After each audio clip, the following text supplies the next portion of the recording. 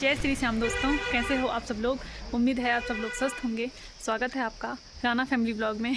और मैं आ चुकी हूँ आदि बद्री। आप बोल रहे होंगे कि ये कौन सी जगह है, तो ये है आदि बद्री। ये देखो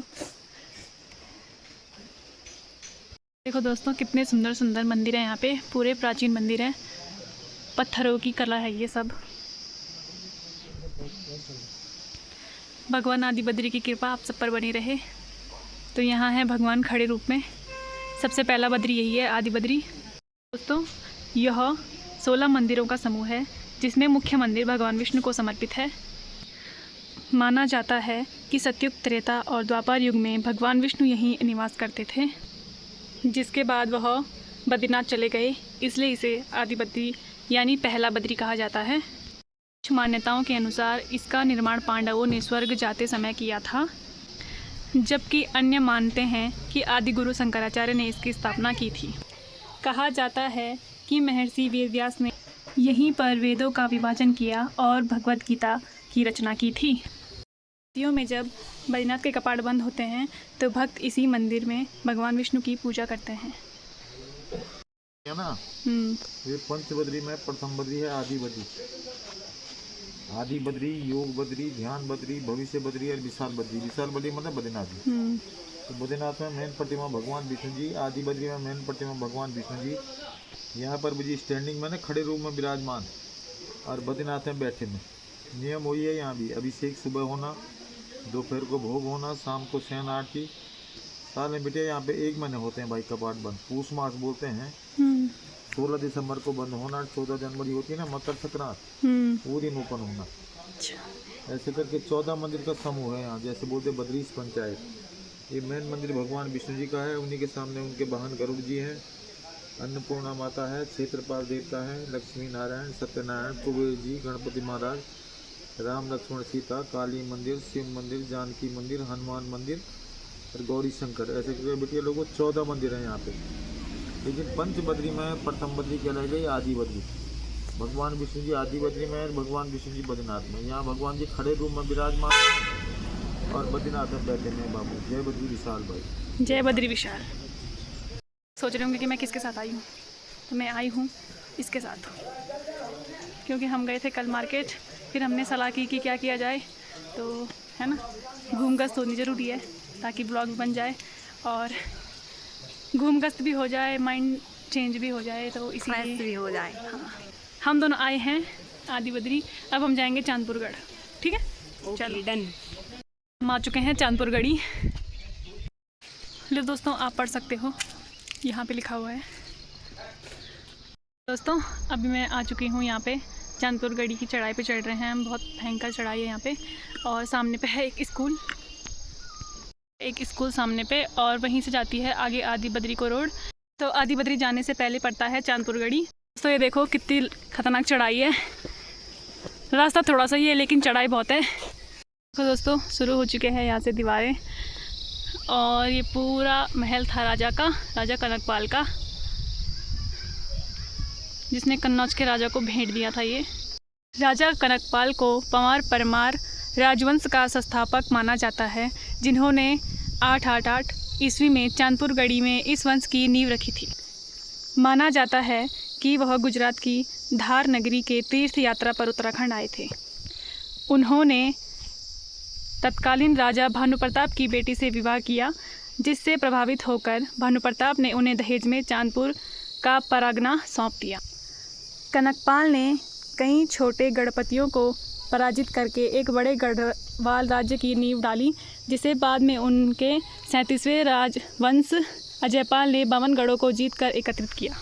चांदपुरगढ़ी केवल एक किला नहीं, बल्कि यह गढ़वाल के गौरवशाली अतीत का उद्भव स्थल है, जहाँ से पंवार राजवंश का उदय हुआ, जिससे सदियों तक इस भूमि पर शासन किया। यह स्थान देवभूमि उत्तराखंड के हृदय में आदि बद्री के निकट एक ऊंची पहाड़ी पर विराजमान है, जिसके अवशेष आज भी उस शक्तिशाली साम्राज्य की भव्यता की कहानी कहते हैं। स्थानीय कथाओं के अनुसार इस गढ़ी के नीचे एक रहस्यमयी सुरंग भी मौजूद है, जो नदी के किनारे तक जाती थी, जिसका उपयोग संभवतः राजा संकट काल में करते थे। यह सचमुच एक ऐसा अमूल्य पुरातात्विक खजाना है जो आज भी अपने अंदर असंख्य अनसुलझे रहस्य और सदियों के इतिहास को समेटे हुए है। यह गढ़वाल के गौरवशाली अतीत की आधारशिला है और आज भी यहाँ पुराने अवशेष मौजूद हैं, जिनमें राजाओं के कमरे और कुलदेवी राजराजेश्वरी का मंदिर शामिल है। तो बहुत ही सुंदर लग रहा है यहाँ पे आके, शांति, एकदम शांति है। और अगर ज़िंदगी में शांति चाहिए तो यहाँ पे ज़रूर आना आप, बहुत ही ज़्यादा अच्छा लग रहा है यहाँ पे आके। तो ये हैं दोस्तों पुराने अवशेष। कितनी सुंदर कलाकृति की थी पहले वालों ने, पहले के राजाओं ने।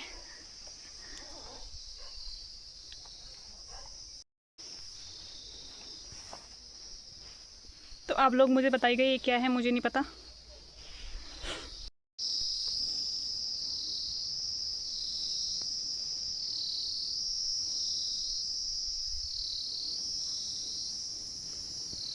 है पनाले, जो केले की आकार की तरह है। तो ये पानी एक तरफ से दूसरी तरफ ले जाने के लिए यूज़ किया जाता था। तो ये हैं सीढ़ियाँ, कुछ सीढ़ियों का आकार का लग रहा है, तो सीढ़ियाँ ही होंगी। दोस्तों क्या कारीगरी की गई है, अब के जनरेशन तो ये सब चीज़ें नहीं जानेगी, लेकिन बहुत ही अच्छा डिज़ाइन लग रहा है ये देखो दोस्तों, पूरा महल उस छोर से और इस छोर तक है, इतना ही पीछे भी है। और ये राजराजेश्वरी माता का मंदिर।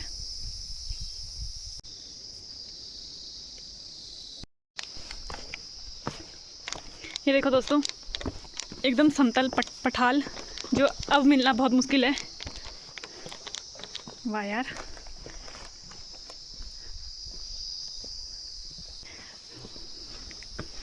तो ये सब दबा हुआ था ज़मीन के नीचे। ये पुरातत्व विभाग वालों ने खोद कर निकाला है इतना। तो दोस्तों ये है राजा का चौक, और उसने लगा रखी यहाँ पे एक ये वाली ओखली। चारों किनारों पे 4 ओखलियाँ, एक तो नहीं है पर 3 किनारों पे हैं। एक है ये वाली ओखली,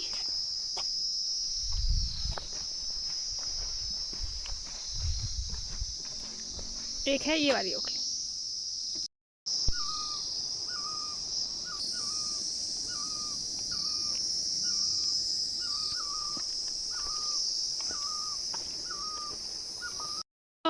रास्ता एकदम डाउन वाला है, ब्रेक नहीं लग रहे हैं, इसलिए संभल के आना और संभल के जाना।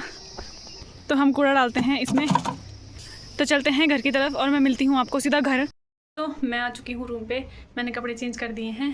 अब मैं फटाफट से फेस वॉश कर लेती हूँ और हल्का फुल्का बनाती हूँ अपने लिए, खाना बनाती हूँ हल्का फुल्का, यानी पुलाव बनाती हूँ अपने लिए। तो मैं दिन में आ चुकी थी और मैंने खाना पीना बनाया हल्का फुल्का, तो मैंने वही खाया। उसके बाद मैंने फिर अभी रात का खाना बनाया, खाना पीना खा लिया है हमने, और मुझे लग चुकी है बहुत खतरनाक थकान। तो अब मैं सो जाती हूँ और व्लॉग एंड करती हूँ। उम्मीद है आपको आज का व्लॉग पसंद आया होगा। लाइक शेयर सब्सक्राइब ज़रूर करें। मिलते हैं आपको कल नई मज़ेदार व्लॉग के साथ, तब तक के लिए बाय बाय। और हाँ, कल जा रही हूँ मैं घर, तो आपको घर के व्लॉग भी देखने को मिलेंगे। तो चलो ठीक है, बाय बाय।